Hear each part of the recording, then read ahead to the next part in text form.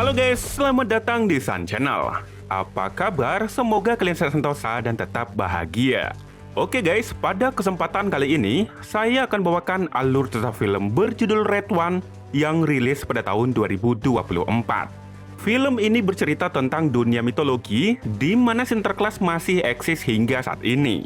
Namun masalah muncul ketika seorang hacker skeptis membuat kesalahan, sehingga membawanya terlibat dalam situasi yang mengancam kehancuran hari Natal.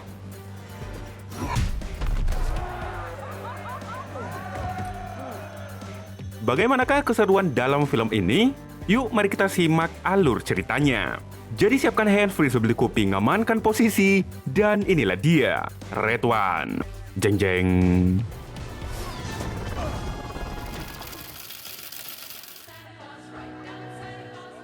Film dibuka di penghujung tahun, tepatnya sehari sebelum Natal tiba.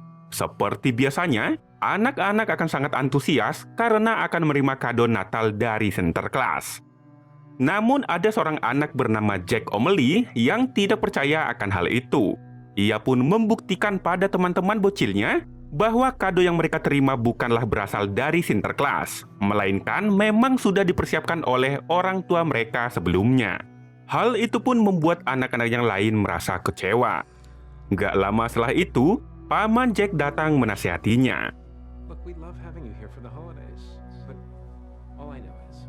Namun bukannya merasa bersalah, Jack malah ngotot mengatakan bahwa Sinterklas hanyalah dongeng bodoh untuk menghibur anak-anak.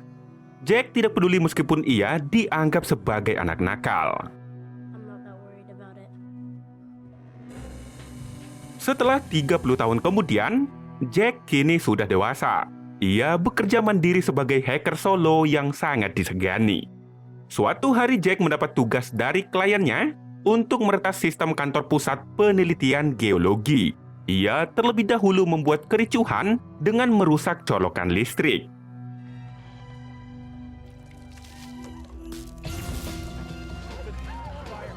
Di tengah kericuhan itulah ia mengambil kode akses dari salah satu karyawan yang sedang senam pagi di halaman.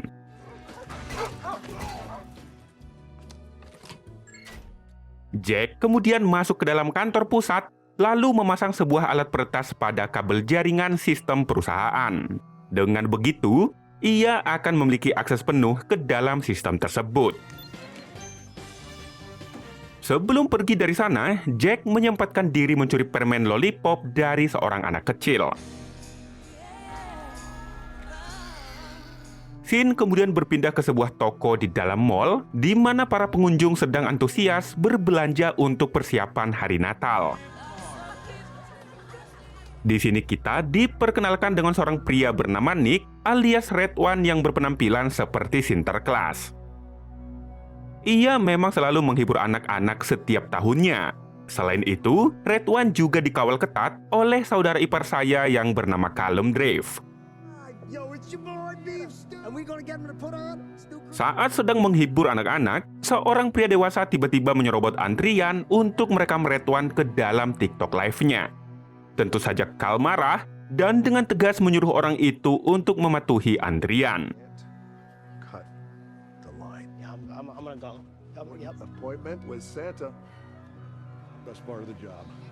Selesai dari menghibur anak-anak di dalam mall, Red One kemudian dijemput oleh beberapa agen rahasia. Sepertinya Red One ini bukanlah orang sembarangan. Dengan pengawalan super ketat, Red One kemudian dibawa ke pangkalan militer. Dan sesampainya di sana, ia juga langsung disambut oleh seorang jenderal. Setelah itu, Red One dan Callum mulai masuk ke dalam. Di sini terungkap bahwa Red One memang Sinterklas sungguhan yang memiliki kereta salju lengkap dengan rusa terbangnya. Red One dan Cal kemudian masuk ke dalam kereta untuk bersiap pulang ke tempat asalnya, yaitu di Kutub Utara. Mereka dikawal oleh dua pesawat tempur ketika saat lepas landas.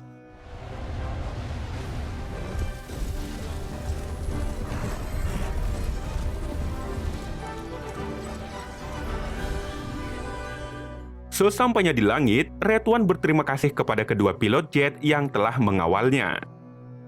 Setelah itu, barulah ia meluncur dengan kecepatan tinggi.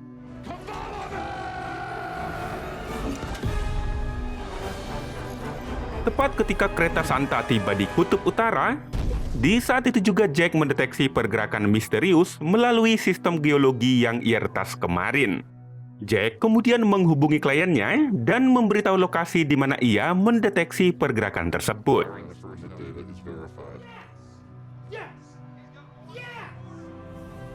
Sementara itu, Redwan dan Carl memasuki sebuah kubah transparan. Di dalam kubah tersebut, terdapat peradaban yang sangat maju yang merupakan tempat tinggal Sinterklas.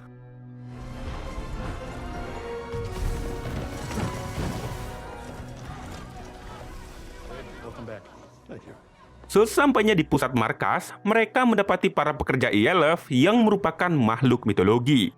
Para pekerja ini sedang menyiapkan berbagai kado Natal yang nantinya akan dibagikan kepada anak-anak di seluruh dunia. Sementara Carl merupakan komandan ILF yang juga bertugas menjaga Sinterklas selama bekerja. Selain itu, Redwan juga memiliki seorang istri bernama Nyonya Claus.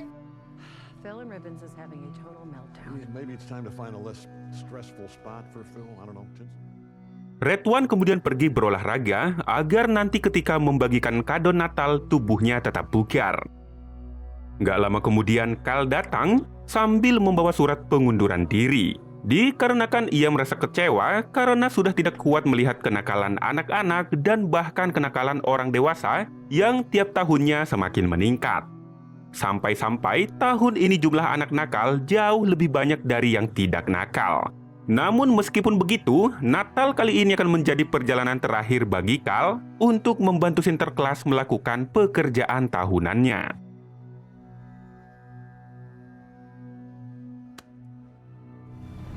Di waktu yang sama, sekelompok pasukan misterius menemukan kubah tempat tinggal Sinterklas. Mereka kemudian menerobos masuk ke dalam menggunakan senjata obor plasma atom.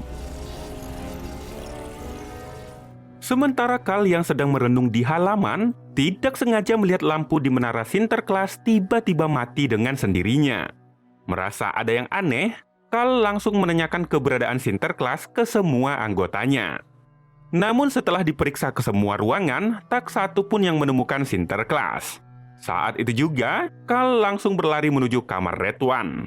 Sesampainya di sana, ia mendapati sebuah mobil salju yang diduga adalah kelompok pencuri Redwan. Dengan begitu, Carl langsung bergegas mengejar mobil salju tersebut.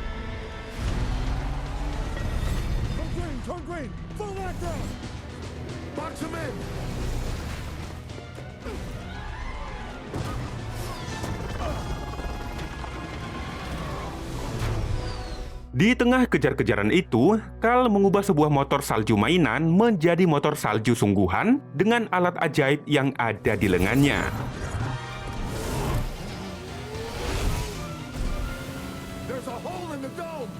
Hingga pada akhirnya, ia berhasil menghentikan mobil salju tersebut dengan membuat longsoran di gunung salju.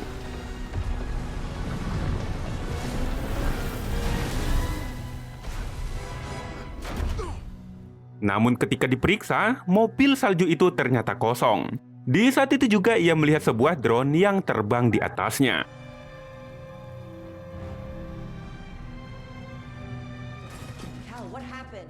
Setelah hilangnya Redwan, Joe Harlow yang merupakan direktur organisasi Mora pun harus ikut turun tangan. Yang mana organisasi Mora ini bertugas untuk memantau makhluk mitologi di seluruh dunia. Joe mengatakan kalau hari Natal akan tiba dalam 24 jam lagi. Dan jika saja Redwan tidak segera ditemukan, kemungkinan hari Natal akan ditunda. Joe juga memberitahu bahwa akhir-akhir ini ada seseorang yang berhasil meretas sistem pengawasan seismik antar benua. Namun ia belum yakin apakah peretasan ini ada kaitannya dengan hilangnya Redwan. Saat itu juga anak buah Joe memberitahu kalau mereka berhasil menemukan identitas orang yang melakukan peretasan tersebut. Orang itu ternyata adalah Jack O'Malley. Sementara itu di tempat lain, Jack mendapat telepon dari mantan istrinya bernama Olivia. Olive meminta Jack untuk menjemput anak mereka bernama Dylan karena membuat masalah di sekolah. Awalnya Jack sempat menolak, namun karena nada bicara Olive mulai tinggi, Jack akhirnya menuruti perkataannya. Singkat cerita, Jack tiba di depan sekolah dan langsung membawa Dylan pulang.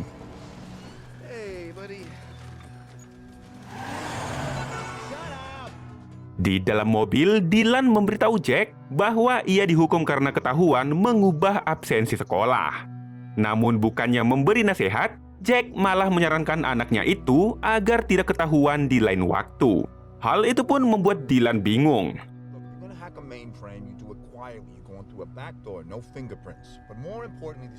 Dylan kemudian meminta Jack untuk menghadiri konser yang ia adakan nanti malam. Namun Jack tidak sempat menjawab karena mereka sudah sampai di depan rumah Olive. Sepulangnya ke apartemennya, Jack tiba-tiba diserang oleh sekelompok orang misterius menggunakan senjata kejut yang bisa membuat orang tidak sadarkan diri. Untungnya Jack berhasil mengalahkan mereka semua.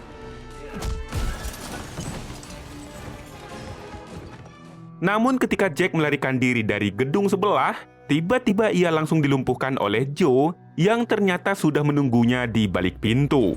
Hi, Jack.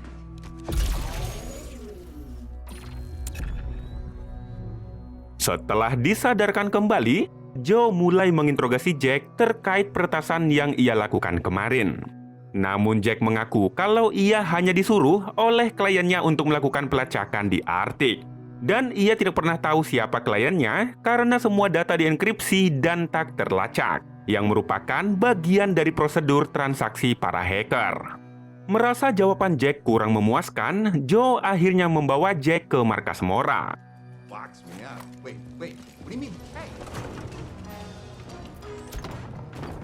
Sesampainya di markas Mora, Joe memberitahu Jack bahwa Mora merupakan organisasi yang bertugas memantau makhluk mitologi di seluruh dunia.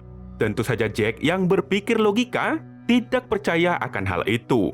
Namun ketika ia melihat kuda beserta penunggang tanpa kepala, Jack pun sangat terkejut.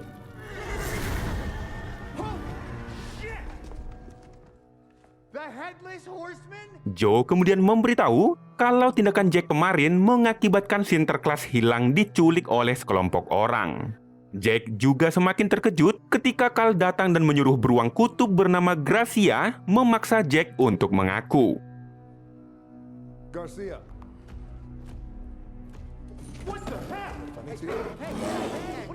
Akhirnya Jack pun mau membantu mereka dan memberitahu bahwa kliennya itu saat ini sedang berada di Aruba.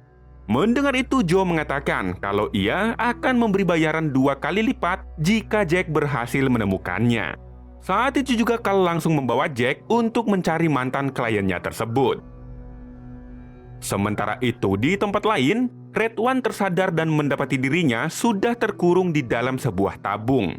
Di sini ia bertemu dengan seorang wanita penyihir yang merupakan orang yang telah menculiknya. Wanita penyihir itu mengatakan kalau ia akan membuat dunia ini lebih baik lagi dengan caranya sendiri hanya dalam 1 malam. Setelah itu, ia menekan sebuah tombol untuk menyerap energi dari Red One.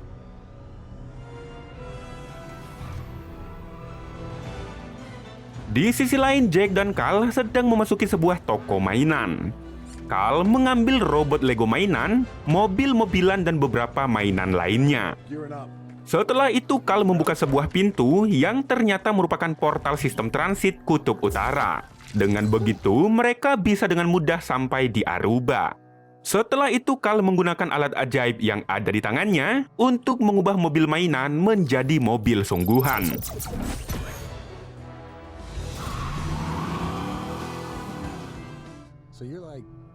Di tengah perjalanan, Carl menjawab beberapa pertanyaan Jack tentang Sinterklas. Carl menjelaskan bahwa Sinterklas tak bisa digantikan oleh siapapun.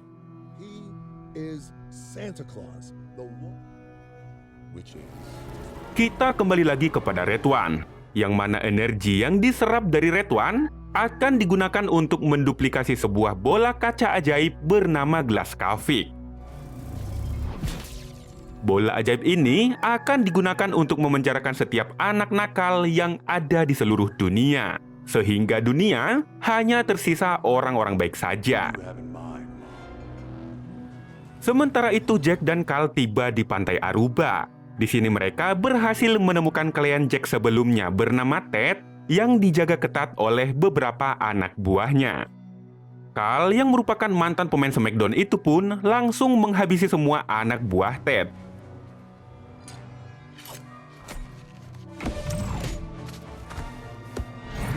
Ia memiliki senjata ajaib di kakinya yang bisa membuat tubuhnya mengecil.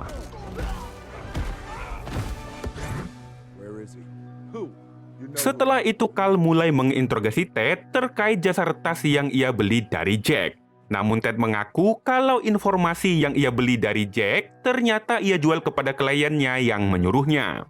Yang artinya, Ted ini hanyalah perantara saja.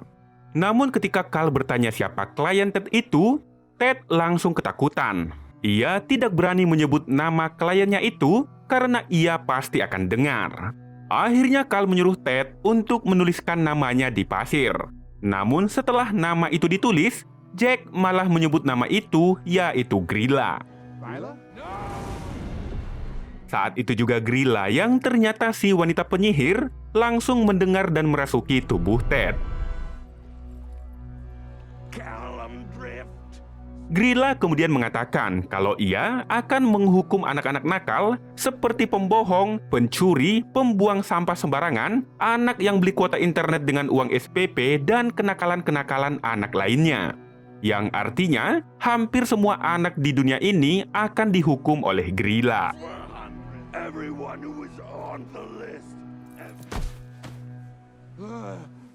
Setelah Ted tersadar, sebuah mobil es krim tiba-tiba muncul dari dalam laut.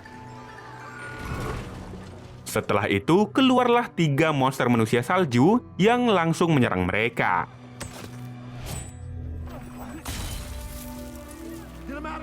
Carl menyuruh Jack untuk membawa Ted segera pergi dari sana, karena dialah satu-satunya petunjuk yang mereka miliki.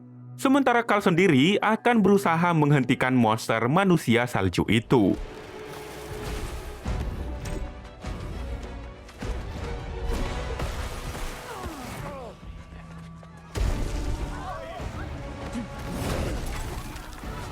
Namun di tengah perkelahian, monster manusia salju akhirnya berhasil membekukan Ted. Sementara itu, Carl sadar kalau kelemahan monster manusia salju adalah dengan mencabut hidung wortelnya. Sehingga dengan begitu, ia dengan mudah dapat mengalahkan ketiga monster tersebut.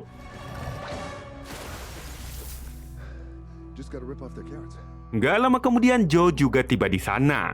Carl mengatakan kalau Ted yang membeku tidak akan ingat apa-apa lagi ketika mencair nanti. Yang artinya, saat ini Ted sudah tidak berguna lagi. Selain itu, melacak keberadaan Grilla juga tidaklah mudah, karena Grilla adalah penyihir Natal yang sangat hebat. Maka dengan begitu, Carl berencana akan menemui Krampus, yang merupakan adik angkatnya Sinterklas. Saat itu juga Carl dan Jack pergi lewat portal yang ada di toko mainan. Di sini Jack sempat menanyakan figur Wonder Woman pada pemilik toko. Akan tetapi Carl melarang karena saat ini Gal Gadot sedang menanam padi di sawah.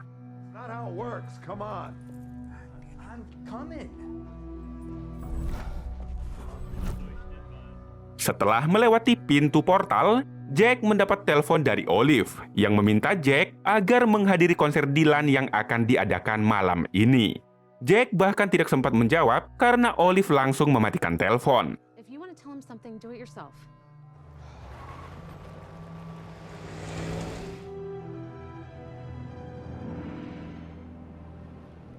Singkat cerita, Jack dan Carl tiba di depan sebuah gedung yang berada di tengah pemakaman. Sebelum masuk melalui portal, Carl berpesan agar Jack tidak menyentuh apapun yang ada di dalam sana.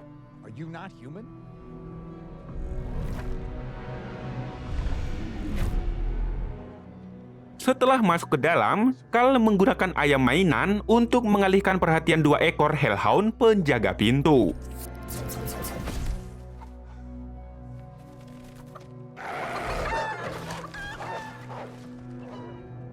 Di sini Jack melihat tumpukan emas yang sangat banyak. Lalu tak lama sebuah kereta tiba-tiba saja berbunyi, disusul oleh beberapa makhluk aneh datang menangkap mereka. Rupa-rupanya, Jack ketahuan mencuri salah satu koin yang merupakan persembahan untuk Krampus.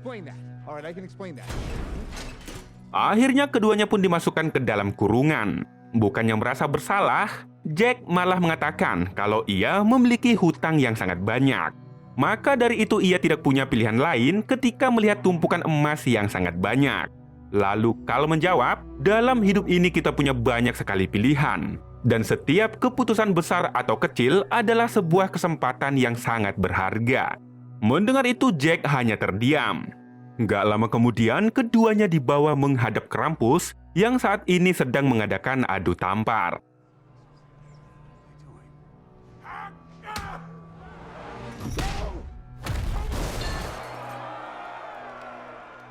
Di sini benda ajaib yang ada di tangan Carl diberikan kepada Krampus sebagai hadiah Natal. Dan terungkaplah kalau Red One dan Krampus dulunya saudara angkat yang selalu bekerja sama. Saat itu Krampus diam-diam membuat daftar anak-anak nakal di seluruh dunia. Namun Red One tidak suka karena semua anak pantas mendapatkan kasih sayang. Sejak saat itulah Krampus dan Red One berselisih paham. Namun meskipun begitu, Carl tetap mencoba untuk membujuk Krampus. Ia mengatakan bahwa saat ini mereka sangat membutuhkan Krampus untuk membantu. Akan tetapi Krampus tidak peduli dan menyuruh Jack untuk pulang saja. Sementara Carl akan tinggal dan akan dijadikan sebagai budaknya untuk selamanya.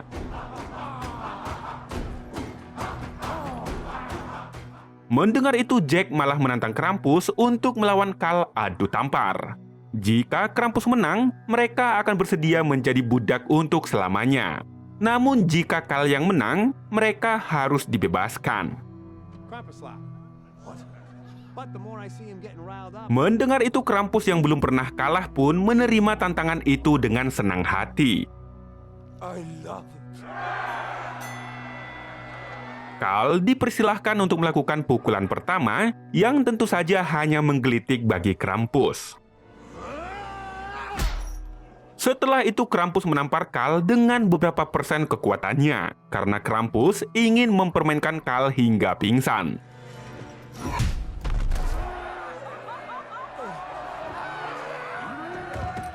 Namun ketika Carl akan melakukan pukulan kedua, saat itu jugalah Jack mengenakan alat ajaib ke tangan Carl yang baru saja ia curi.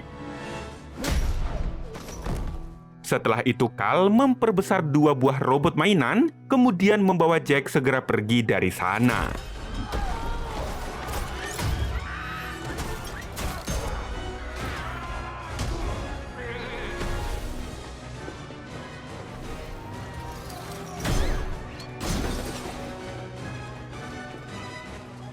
Setelah keluar lewat portal, Jack tidak sengaja menyebut nama Grilla.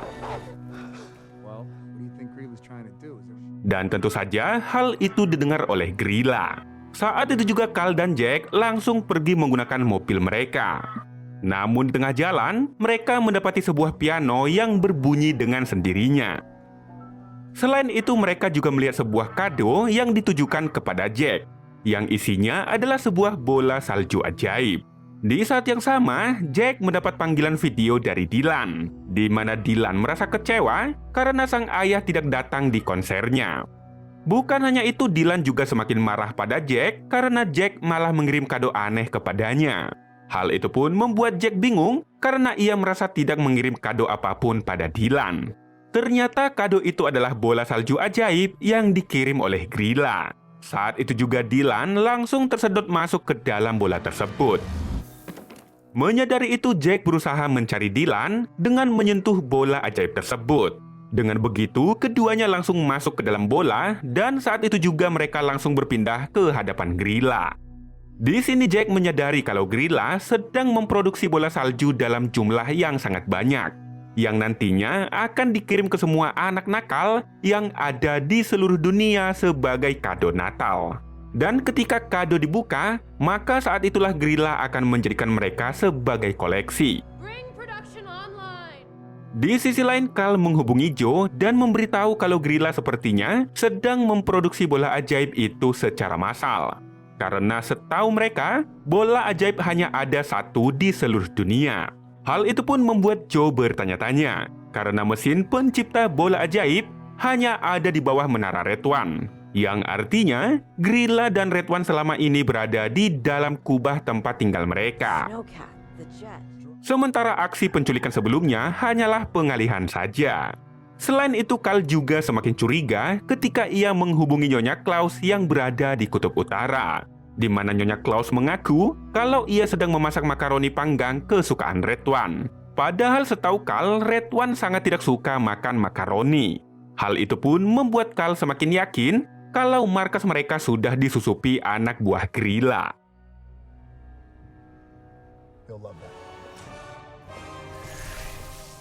Singkat cerita, Carl dan Joe akhirnya tiba di Kutub Utara. Di sana ia langsung memukul anak buah Grilla yang menyamar sebagai anggota ILF. Setelah itu mereka berjalan menuju ruang bawah tanah, tempat di mana mesin pembuat bola salju ajaib berada. Setelah tahu kalau bola salju itu adalah kurungan anak nakal, Dylan pun mengakui semua kenakalan yang pernah ia lakukan. Mulai dari maling ayam tetangga, nyalain hotspot bokap tanpa izin, sampai main FF hingga lupa nyuci piring. Ia pun menyesali semua kesalahannya itu. Mendengar itu, Jack pun menenangkan anaknya. Jack mengaku kalau semua ini adalah kesalahannya karena tidak bisa menjadi ayah yang baik untuk Dylan. Setelah mereka saling memaafkan, secara ajaib keduanya pun langsung terbebas dari bola ajaib tersebut. Gak lama kemudian, Carl dan Joe tiba. Jack memberitahu kalau Grilla akan menyebarkan bola salju itu hingga ke seluruh dunia. Carl pun sadar kalau Grilla pasti membawa Red One untuk menjalankan kereta Santa. Saat hendak pergi mengejar Grilla, mereka mendengar suara dari dalam ruang terkunci. Dan ketika dibuka, ternyata di sana ada Nyonya Claus dan anak buah Carl yang ternyata dikurung oleh Grilla.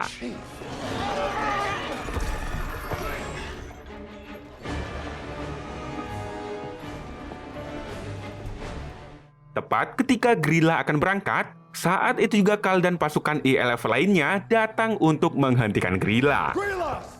Pasukan ILF pun bertarung melawan anak buah Grilla.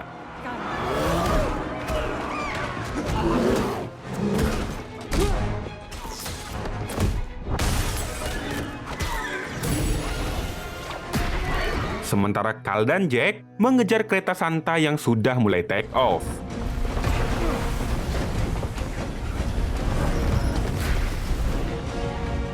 Jack dan Carl berencana menyerang Grilla dengan cara diam-diam. Akan tetapi Grilla yang menyadari itu langsung menyerang keduanya hingga terlempar.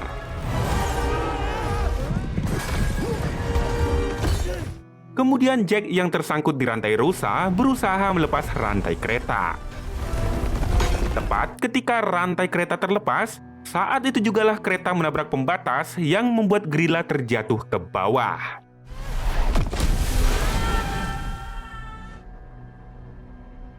Setelah itu Carl tiba, kemudian mengeluarkan Red One yang dalam keadaan pingsan.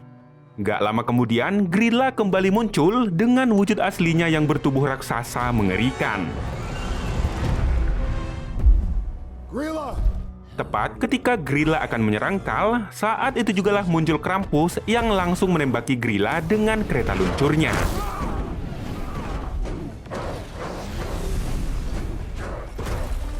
Di sini terungkap kalau Grilla adalah mantan kekasih Krampus. Krampus dan Carl pun berusaha melawan Grilla. Namun Grilla yang sangat kuat dengan mudah mengalahkan keduanya.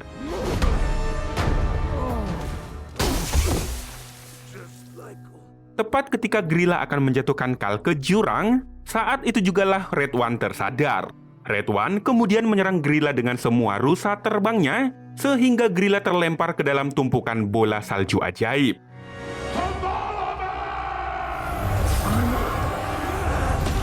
Saat itu juga, semua bola menyusut menjadi satu dan mengurung Grilla di dalamnya. Sebelum pergi, Red One berterima kasih kepada Krampus dan mengucapkan selamat Natal kepada saudara angkatnya itu. Merry Christmas. Krampus juga menantang Karl untuk mengulang pertarungan tampar-tamparan. Happy Krampusnacht!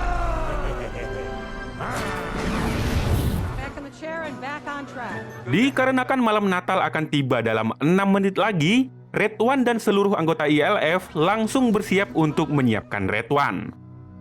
Red One juga mengajak Jack dan Dylan untuk ikut dalam perjalanan.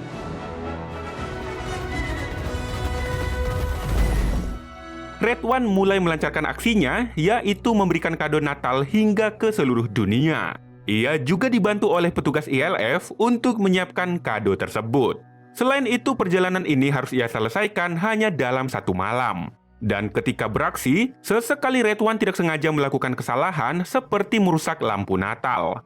Saat itulah para pekerja memperbaiki lampu sehingga Sinterklas tidak pernah meninggalkan jejak. Itulah alasan kenapa Sinterklas tidak pernah ketahuan ketika memberikan kado. Keesokan harinya anak-anak sangat bahagia setelah mendapatkan kado Natal. Sementara itu, ketika di dalam perjalanan pulang, Karl melihat Jack dan Dylan yang semakin akrab. Ia juga melihat Jack layaknya seperti anak-anak pada umumnya. Melihat itu, Red One pun sadar kalau Karl akan mengurungkan niatnya untuk mengundurkan diri. Dan benar saja, saat itu juga Karl meminta Red One untuk menerimanya sebagai pengawalnya lagi. Dan film pun selesai.